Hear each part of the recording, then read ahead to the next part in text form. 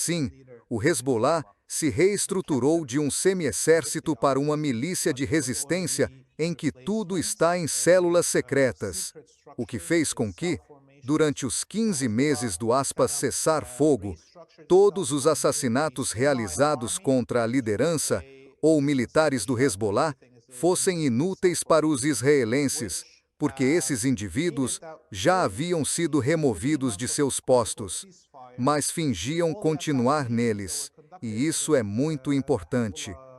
Outra coisa é que a quantidade de soberba dos sionistas ao final da guerra de 33 dias, ou de 66 dias, desculpe, e o cessar-fogo, ajudaram o Hezbollah os enganou.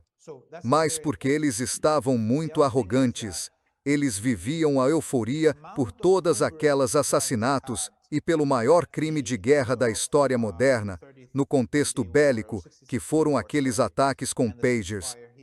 Então o Hezbollah, definitivamente, na guerra anterior, os israelenses foram incapazes de atingir talvez 20% das suas capacidades militares. E o Hezbollah jogou outro truque para enganar os israelenses. Permitiu que o exército libanês e a força interina das Nações Unidas no Líbano entrassem em bunkers ou depósitos ao sul do Litani. Eles acreditaram que aqueles eram todos os bunkers, depósitos e túneis. Havia tantos entregues às Nações Unidas e ao exército libanês que você pensaria que aquilo era tudo.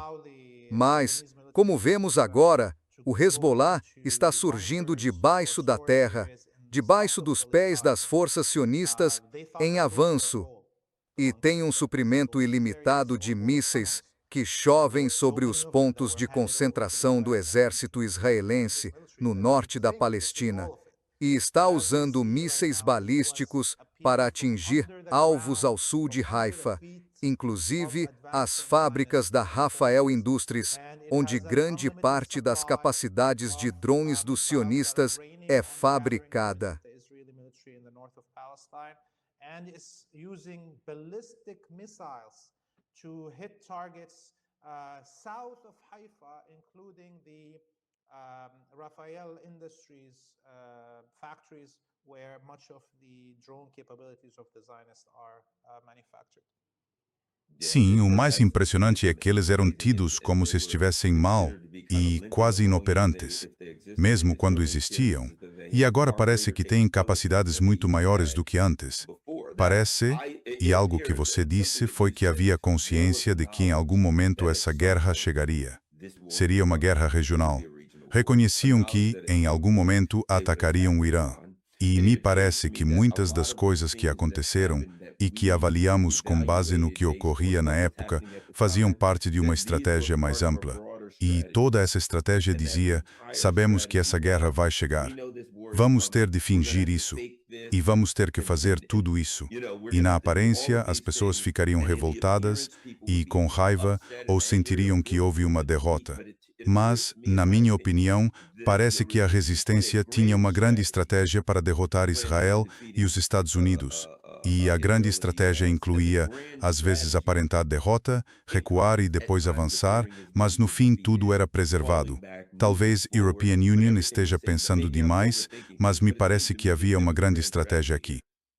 Você não está pensando demais. Na verdade, você está reconhecendo os instintos por trás dessa estratégia. Sabemos, claro, que estamos todos muito tristes pela perda de vidas humanas e desses líderes desde 7 de outubro de 2023. E todos queríamos que a guerra acabasse o mais rápido possível e que os sionistas e os imperialistas fossem derrotados o quanto antes. Mas aqueles que idealizaram a Aqsa Flood e todas as operações militares posteriores eram gigantes humanos, eram gênios que não só viam como as coisas se desenrolariam por 3 anos, como sabiam que não estariam lá para ver o fim e que teriam de se sacrificar. Isso é muito triste.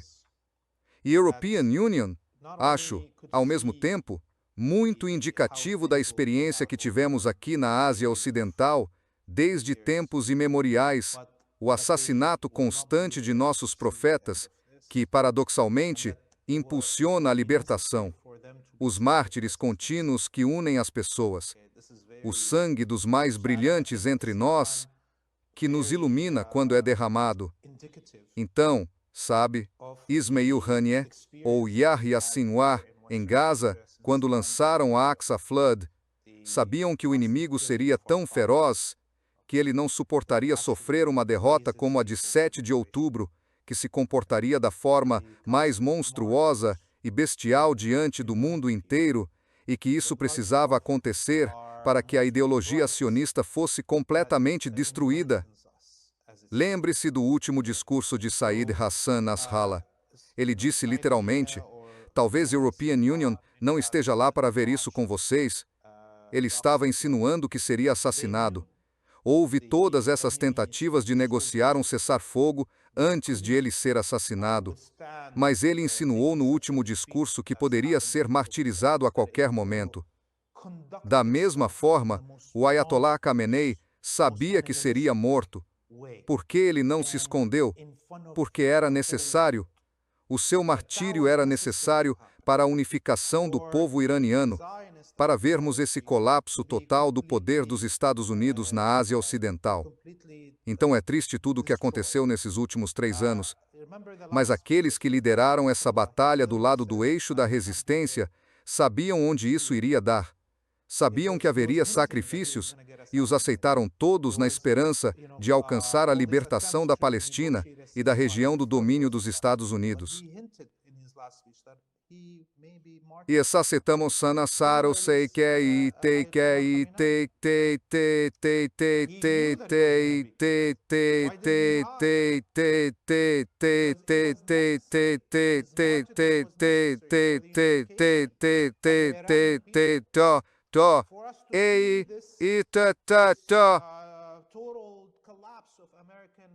Isso citamos também na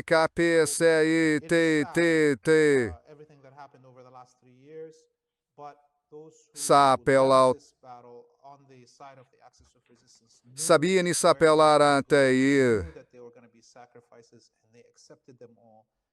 Mouta capitaesa.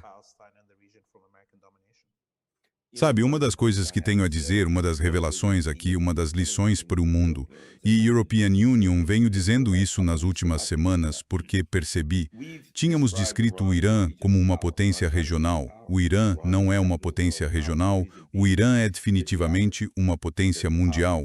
A razão é a geografia e a topografia. O Irã tem vantagens que muitos países não têm e, claro, o brilhantismo de seus avanços tecnológicos. Juntando tudo isso, são avanços diplomáticos para firmar alianças com potências mundiais que podem fornecer recursos ao Irã. Mas não vamos esquecer, pode-se dizer, sim, China e Rússia estão ajudando o Irã, mas não esqueçamos, a Rússia estava em apuros e o Irã atirou disso, fornecendo drones. A tecnologia de drones do Irã mudou a guerra para a Rússia ao fornecer esses drones à Rússia, e obviamente isso ajudou a Rússia a fabricá-los por conta própria, mas a capacidade de paralisar o abastecimento de petróleo mundial. E o que o Irã está fazendo agora é brilhante, porque está dizendo: estamos negociando com países, vamos deixar alguns passar, não vamos deixar outros passar. Vamos deixar passar se fizerem isso, não vamos deixar passar se fizerem aquilo. É brilhante porque demonstra que somos nós que mandamos. A economia mundial inteira tem de vir até nós. Os países têm de nos ligar e dizer: mamãe, posso passar, por favor. Bem, talvez a gente pense no assunto. Então o Irã está agora exposto como, digamos assim, mais poderoso que os Estados Unidos, porque os Estados Unidos têm de vir rastejando até eles. Todo mundo tem de vir rastejando até eles. Qual a sua opinião sobre expor o Irã e as forças de resistência, seus aliados, como uma das forças mais poderosas do planeta? Posso acrescentar, eles têm trunfos que ainda não usaram, podem fechar também o Mar Vermelho, então têm poder suficiente para demonstrar isso ao mundo e ainda nem usaram todo o poder. Sim, e penso no orgulho que o povo iraniano deve ter sentido. Quando o Irã diz que estendeu sua soberania por todo o Estreito de Hormuz, querendo dizer que os vizinhos do outro lado não importam, aqui quem manda somos nós. É um momento de enorme orgulho para a nação. Ninguém pode contestar agora a soberania deles sobre o Estreito de Hormuz. E veja só, Até agora, o Irã ainda não destruiu os oleodutos que vêm do Turcomenistão, passam pelo Azerbaijão e pelo Mar Cáspio e seguem pela Turquia até a Europa. Ou seja, todo o abastecimento de petróleo e gás da Ásia Central pode, a qualquer momento, ser fechado pelo Irã, se ele assim decidir. E isso representaria mais de 60% do petróleo mundial se o Golfo Pérsico fosse bloqueado. Fora do mercado.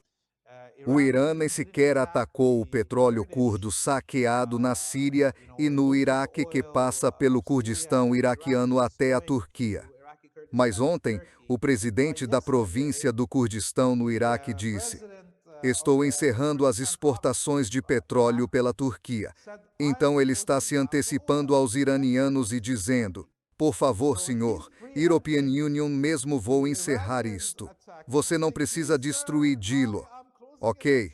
Então isto é uma capitulação total de um regime vassalo asiático dizendo: "Está bem, European Union, saio disto. European Union, não me importo se os Estados Unidos vão implorar por petróleo. Não haverá exportação."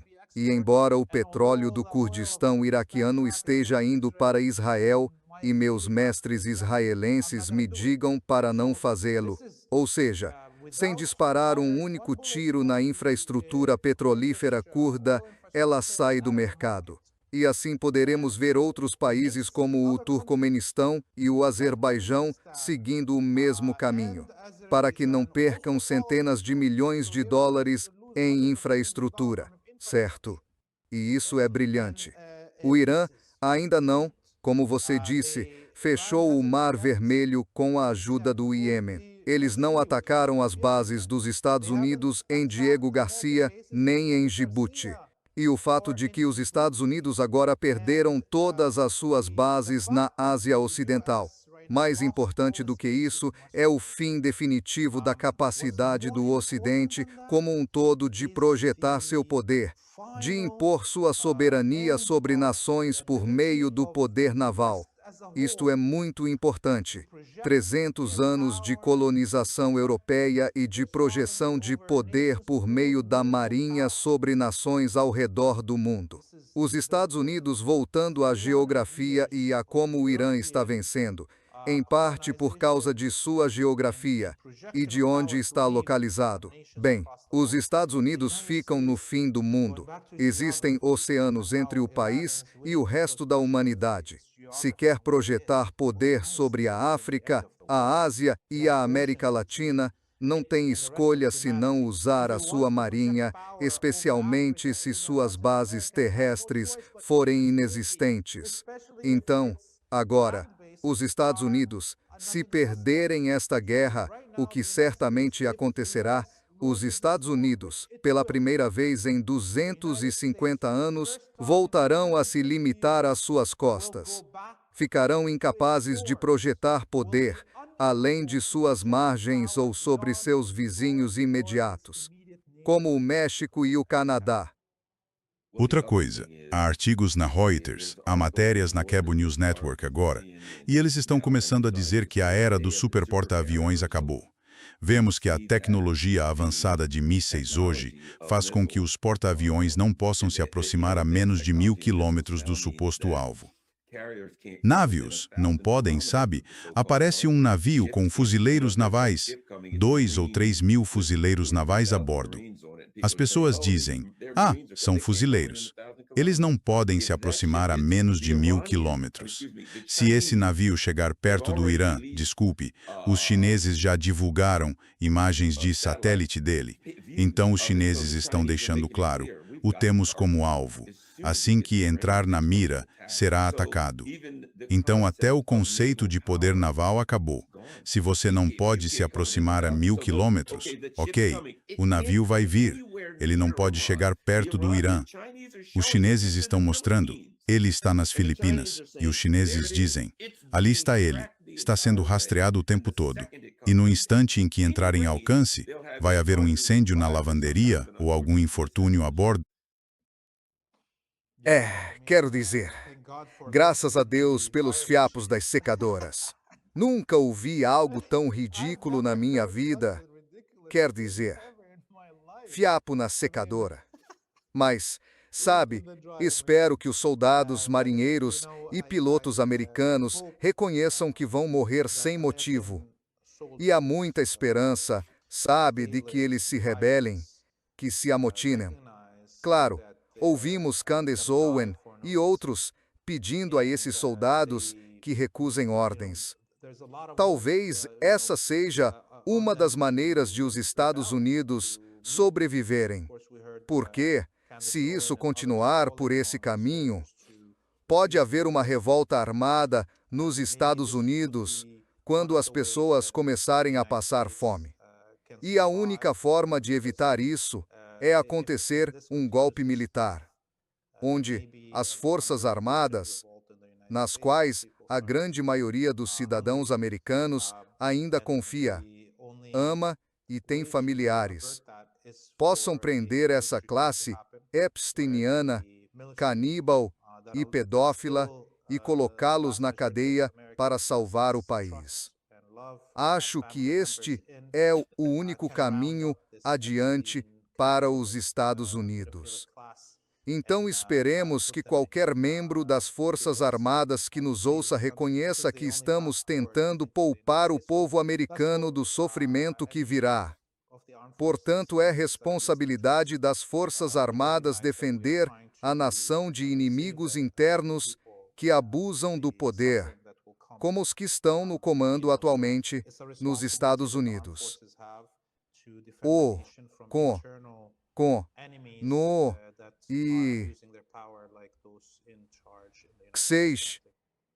Suspeito que os Estados Unidos tendem a procurar um bode expiatório, dizendo que Trump foi, sei lá, comprometido, provocado, instruído a fazer isso. E no fim ele será o bode expiatório. Não me surpreenderia que isso ocorresse no próximo mês, porque as coisas vão piorar drasticamente no que diz respeito à economia. Quero dizer, vai chegar um ponto em que o preço da gasolina vai enlouquecer e tudo vai começar a desmoronar. E eles vão precisar de um bode expiatório. E European Union suspeito que todos vão aparecer e dizer, bem, o Trump perdeu a cabeça. Ele tem demência, emenda 25ª, algo que eles acham que pode tirá-los dessa situação facilmente.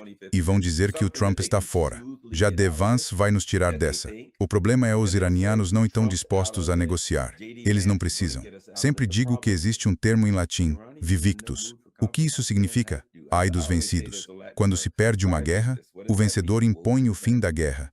Não há nada a negociar. Trump disse, sim, European Union quer uma rendição incondicional. Sim, vai haver uma rendição incondicional. European Union suspeito, mas não serão os iranianos a assiná-la. Essa é a questão. Em algum momento suspeito que essas pessoas vão olhar suas carteiras e pensar, meu Deus, vale 80. Ontem European Union valia 100 bilhões de dólares. Hoje vale 60 bilhões de dólares. Ou não, agora vale 30 bilhões de dólares. Ou não, vale 1 bilhão de dólares. Em algum ponto entre 30 e 60 bilhões de dólares, eles vão dizer, tirem o Trump daqui e deem aos iranianos tudo o que eles quiserem. European Union não quero perder mais um centavo. É o que European Union acha. Ou sim. Ou sim. E é muito importante que façamos essa classe de bilionários, sabe, implorar por misericórdia. Eles vêm acumulando a riqueza do mundo nos últimos 30 anos, de maneiras inimagináveis. A diferença entre os super ricos e a classe média disparou. Não houve nada assim em toda a história da humanidade. Quero dizer, nos piores estágios da história humana, desde a era feudal, havia uma diferença menor entre os mais ricos e os mais pobres nas nações. Então isso é uma situação antinatural. E o Irã está nos fazendo um favor ao queimar a riqueza desses bilionários fascistas. Isso deve continuar. As pessoas reconheciam, mesmo antes desta guerra começar, o quanto essa classe de bilionários tem poder e o quanto eles usam manipulação para controlar nossas mentes e nosso comportamento, redes sociais, inteligência artificial, vigilância. Tem que haver uma ruptura. Esta guerra é uma oportunidade para toda a humanidade romper com essa era e corrigir os caminhos errados que vinham sendo seguidos pelo mundo afora. Vai se chaissar o ar.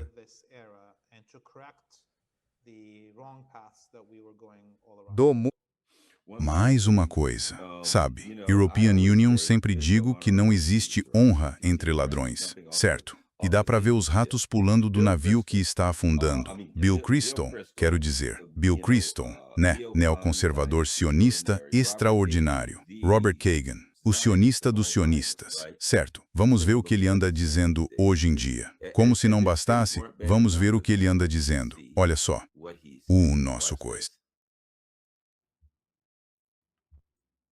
Tenho que dizer que acho meio um silogismo quando as pessoas falam de como Israel é um grande aliado.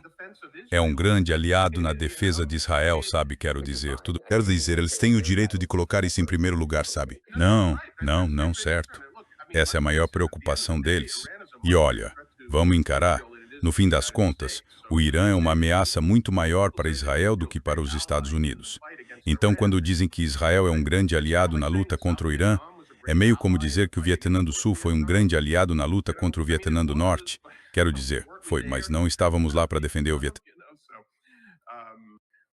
Então o que vemos agora é Robert Kagan e os sionistas. De repente Israel já não é mais aquela moça bonita que eles encontraram no bar. Agora, sim, ela é maravilhosa. Ela é nossa melhor amiga. E, quero dizer, quando Robert Kagan diz Israel, eles cuidam dos próprios interesses. Não há honra entre eles. Eles clamaram por esta guerra, gritaram por isso. Mas a European Union te garante uma coisa. Eles estão olhando suas carteiras de ações dizendo, caramba, European Union, estou acostumado a ser rico, tenho um fundo fiduciário e... Sim, veja, European Union acho que a forma como essa guerra vai terminar, se não houver uso de armas nucleares, é que eles deixarão de ser uma colónia sionista em Israel, em nossa terra aqui, e a Palestina será libertada. E os sionistas têm duas escolhas, obviamente, ou lutam até à morte, ou então simplesmente voltam para a Europa e para os Estados Unidos, onde de fato governam. É lamentável dizer isso, mas o público dos Estados Unidos é governado pela classe sionista. O público europeu é governado pela classe sionista. E não parece que a classe política na Europa ou nos Estados Unidos queira retomar sua soberania nacional. Eles aceitam ser governados pelos sionistas. E sabe de uma coisa, como palestino, como árabe, pouco me importa se os norte-americanos ou os europeus se libertarem do controlo dos sionistas. Se esses sionistas estão a chegar à conclusão de que podem renunciar à Palestina porque ainda controlam dois continentes, como o povo escolhido supremo, a Europa e a América do Norte. Para mim, tudo bem. Isso será então uma luta dos europeus e dos Estados Unidos. E vocês têm uma escolha. Querem continuar com esse domínio ou recuperar a sua soberania? E se quiserem ir atrás desses sionistas depois que eles fizerem as malas e partirem da Palestina? Mas a minha prioridade ao ver este vídeo é que parece que parte desses sionistas está a pensar: podemos simplesmente abandonar a Palestina e manter o controle da Europa e dos Estados Unidos, porque o povo virá atrás de nós se continuarmos por este caminho e milhares de soldados norte-americanos morrerem e as economias do Ocidente colapsarem. Seremos canibalizados por sermos judeus nas ruas de Berlim, nas ruas de Paris, nas ruas de Washington, nas ruas de Ottawa. É isso que vai acontecer. As pessoas vão ficar famintas e sedentas por vingança e vão descontar isso nos judeus. Então, pelo que se ouve nesta conversa entre esses dois judeus sionistas, eles pensam: vamos salvar o que já controlamos e talvez desistir da Palestina, deixando o mal para os palestinos. E, de qualquer forma, se nos levarem até ao fim deste caminho com uma guerra mundial, ou se desistirem e partirem, European Union fico satisfeito, como palestino. Taftur. Bem, sabem, antes de terminarmos, tenho de mostrar a todos o vídeo Free Palestine.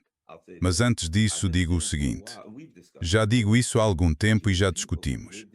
Olhem, o povo judeu tem vivido em paz. Onde é o lugar onde eles mais podem viver em paz? No Irão, fora de Israel, a maior concentração de judeus no Médio Oriente está no Irão. Eles vivem em paz, ninguém os incomoda e podem rezar. Percebem o que quero dizer? Lá onde eles não poderiam viver na Arábia Saudita. Conheço um sujeito que se surpreendeu porque foi a um aeroporto, comprou frango e disse: "Uau, isto tem o mesmo sabor do Church's Chicken." Disseram: "Olha, sim, mas não podemos chamar Zalha Church's Chicken." Na Arábia Saudita isso seria ilegal. Isso podia dar origem à decapitação. Mas no Irão eles podem ter o que quiserem. Isto é absurdo. Por isso suspeito, como já dissemos e debatemos há algum tempo, a elite dominante daqui vai usar o povo judeu como bode expiatório. E quando as coisas ficarem muito mal economicamente, quando as pessoas disserem: "Meu Deus, a minha economia está a desabar, perdi tudo, a vida é um inferno. O que se passa, líderes?" Os líderes vão dizer: "Bem, não devíamos ter ouvido o povo judeu." E isso vai acontecer onde já aconteceu antes. O Holocausto não aconteceu no Irão, não aconteceu no Médio Oriente, aconteceu na Europa. E quando as coisas correrem mal, os europeus e os norte-americanos vão procurar alguém para culpar. E os líderes que na verdade fizeram isto, não que não haja sionistas bilionários envolvidos, vão dizer: "Culpem os judeus." European Union, garanto isso. Essa é a parte triste e assustadora, mas é a realidade. Essa é a realidade. Ok, sigamos. O Leith tem um site excelente que precisam de ver, chama freepalestine.tv, mas o endereço para aceder é freepalestine.video. É freepalestine.video. Podem dar uma vista de olhos e ver que é um site excelente tal como está. Claro, lá há todo tipo de episódios. Certifiquem o ânsia de clicar nos links das redes sociais e seguir-nos em todas as plataformas. E claro, aqui tem Dou para Free Palestine TV. Você pode fazer uma doação única ou mensal. Você pode escolher diferentes valores. E, claro, ou você pode inserir um valor personalizado. Acesse freepalestine.video e siga-os em todas as redes sociais. Além disso, está em inglês. Isso é outra vantagem. Assim, pessoas no Ocidente, como vocês, os 979 no chat agora, têm a chance de ver o que acontece pela perspectiva de quem está na região e em seu idioma. Certifiquem-se, se puderem, de doar e todo mundo. O freepalestine.video deve ser compartilhado em todas as suas redes sociais. E quando compartilharem, coloquem uma pequena nota no post pedindo que as pessoas doem quando chegarem ao site. Esse é um trabalho muito importante que o Leith está fazendo. Leith, agradecemos muito. Muito obrigado. Vou viajar nas próximas 2 semanas. Então, nas próximas 2 segundas-feiras, pelo menos, estarei fora do país, mas espero manter contato e conversar. E talvez, vai saber se a European Union conseguir, talvez consiga gravar algo e postar. Vamos fazer, certo? Many Pink Shunya talvez consiga gravar algo e... Boa viagem, Garland. Se cuida. Ok, Habib. Até breve. Obrigado. Certo, obrigado a todos. Agradeço muito a todos que doam para este canal, pelo Patreon, pelo Buy Me a Coffee e coisas do tipo. Agradeço de verdade. Tenho uma caixa postal para quem quiser enviar correspondência pelo correio por qualquer motivo. Compartilhem isto em todas as suas redes sociais. Estamos fora.